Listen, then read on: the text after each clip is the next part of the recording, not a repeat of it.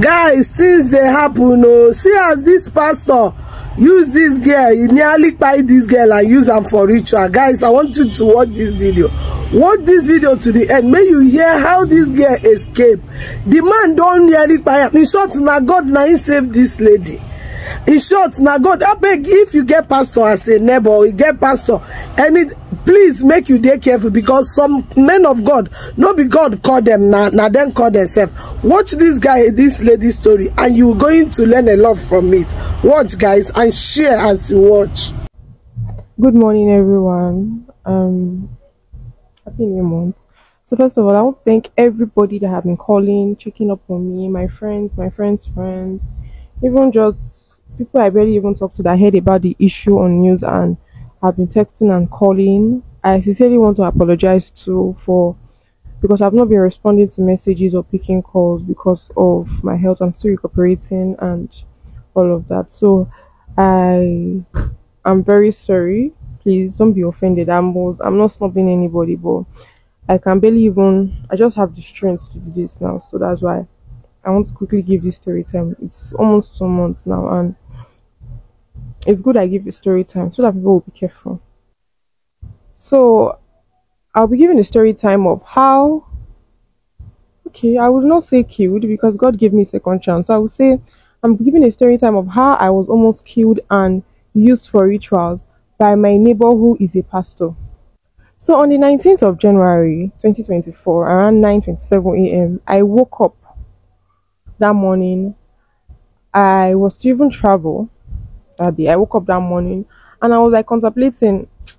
I was just contemplating about my movement. So I woke up that morning and I was like, okay, let me go and pee. So I went to pee. When I got back inside my room, I met my neighbor who is a pastor naked inside my room. He was naked, like when I mean naked, don't be say he wear boxers. He was naked. He was not putting on anything. And he was holding my pants, doing incantation or saying what I really don't even know, but I just barged into the room and I met him naked, holding my pants. And when I saw him, I just shouted, Jesus. And he was, at first, he was just smiling. I was like, what are you doing in my room? So I just shouted. I didn't even know that everybody in the compound had gone to work. Normally, I'm not even supposed to be at home that time because I work. But I was to travel. So that was why I didn't even go to work that day. So I was like, what are you doing in my room? I quickly collected my pants from him and I told him to get out from my room. He left my room and then he was like, oh, sorry. I just collected the pants and I locked my door from inside. So I called my mom. She didn't pick. I called my friend. They didn't pick. I called I think about 3-4 people. They didn't pick. I called my brothers. Then I saw one of my friends who is in Lagos online. So I quickly texted him and then told him everything that had happened that morning. Immediately that thing was happening, I was just sending him that text message on WhatsApp that this was going on. Then I forwarded my friend's number and I think my mom's number, some other people's number to him. Yeah, like, should please help me to reach out to them that something is going on in my compound. So I sent him those messages and he was like, okay, I was going to reach out to them. This man that I told to leave my room now came back and started knocking on my door. He was knocking on my door and telling me to open the door, that he wants to explain. So I picked up my phone and I started recording, like from inside my room as he was knocking. I was like recording, like, what do you want, Papa Nathaniel? Because that is what they call him in the compound. What do you want, Papa Nathaniel? And he was like, I want to explain. I was like, explain what? Please go away. He left and I quickly sent that video that I recorded to my friend because I didn't even know why I was doing these things, as if I knew something was going to happen, but I really don't even know. Like, everything I would just say is the Holy Spirit that just told me to do that thing, because I really don't even know what pushed me to just start recording, because that kind of situation I will not start. I didn't even know, but I was just recording and I was sending it to that my friend in Lagos that already responded to me. He came back again the third time and he was like, please open the door, I want to explain. And I said the same thing, please go away. In my room, the window is covered by a protector. So there's no even way I want to break the glass, because normal, me, I go break that glass, jump fence. Because there's a fence at my window leading to the other compound. I for break the glass, jump fence, come out. But there's a protector there so that I could not leave the room. As these things were going on, as he was knocking, my friend in Lagos that already know what was happening was scared. Was telling me I should keep on sending him videos and everything. And he was reaching out So my friends and family, because he's in Lagos, this thing happened in Benin. Then the fourth time, this man came to my room and started breaking my door. I didn't even know what to do anymore. He started breaking my door. He broke the door and immediately entered inside my room. He brought out a knife from inside his boxers and then tried to stab. The knife was aiming at my stomach. When I saw him, I will still say everything. I will give God thanks, because where did this courage come from? This man is far way older than me. He's a man. Even if say I even senior him, man na man. Only one blow when he go blow me, I don't fall for ground. But I don't know where the strength came from. So he was aiming at my stomach, and I told myself, Amaka, even if you are going to die, I will fight for my life. So he was aiming at my stomach, and then I went for the knife. We started fighting. He was trying to stab me with the knife. Oh my, not agree. We were struggling for the knife inside the room, struggling for the knife. The knife cut me on my hand. He used the knife to stab me on my hand. I was bleeding. I saw that cut, yes, when we were still fighting. I not agree. We're just struggling for the knife. God, I don't know where the strength came from. I really don't know where the strength came from. The knife eventually broke while we were struggling for it, and immediately the knife broke. He pushed me to my bed and started strangling me.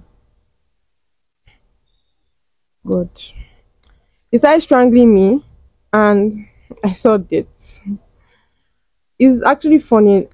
It's not actually funny, but I'm just trying to like make a joke out of it so that I don't start crying. So he started strangling me. At first, I thought it was rape. I actually thought it was rape. So I now started telling him, I'm not going to shout. I'm not going to shout. Oh my man, if it's rape, it's better nothing happens to me. You get. He was strangling me, didn't even hear. The only thing I could do at that point, because he was already on top of me, strangling me, the only thing I could do was to just scratch his face with my nails, because there's nothing I could even do. It was only my hands that could move. So I was just like scratching his face and all of that. And that was it. That was all I could remember. That was it. That was all I could remember. Meanwhile, my friend already contacted my friend who had that is the owner of that compound, the landlord of that compound.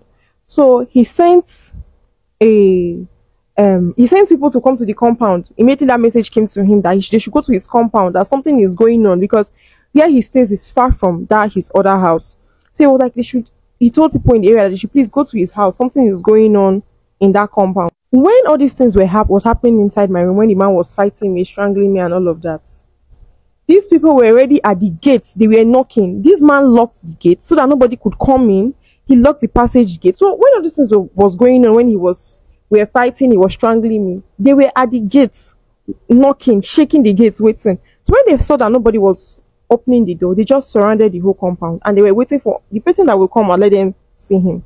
But the mistake that they made, that's what the police was saying, like they would have actually like jumped the fence and enter inside, break anything breakable to save me, because it's still them. I'm not blaming anybody, but I'm just saying, you get. So they were at the gates knocking. When this man saw that I was already dead, I already pulled on myself. Like normally, say if person won't die, you go start to the shit for body or foam. No, foam will start coming out from his mouth, it will start pulling on itself. I don't already shit for body. Then this man now carried, because I was trying to tell when all this was happening. This one now carried me. Whether it was wood he carried so that I will die well, because maybe he didn't want me to tell people what I saw or what, I don't know. I really don't know whether he wanted to use me for a ritual, but he carried knife, stabbed me in my mouth. I actually healed very fast. This place in my mouth here was sewed. Maybe because of Twitter, you're not able to see it, but here in my lip here was sewed. He stabbed my mouth, took knife, cut my hair. For those that know me, I have a very, very long hair, and that's why it is not even obvious. He cut the side of my hair here, at the close to my ear. He cut the hair because I was on braids. So he cut like 4 or 5 braids. He removed it. So when we were in the hospital, we started discovering some things. He cut it, and he carried wood and started hitting me on my stomach so that I would die well.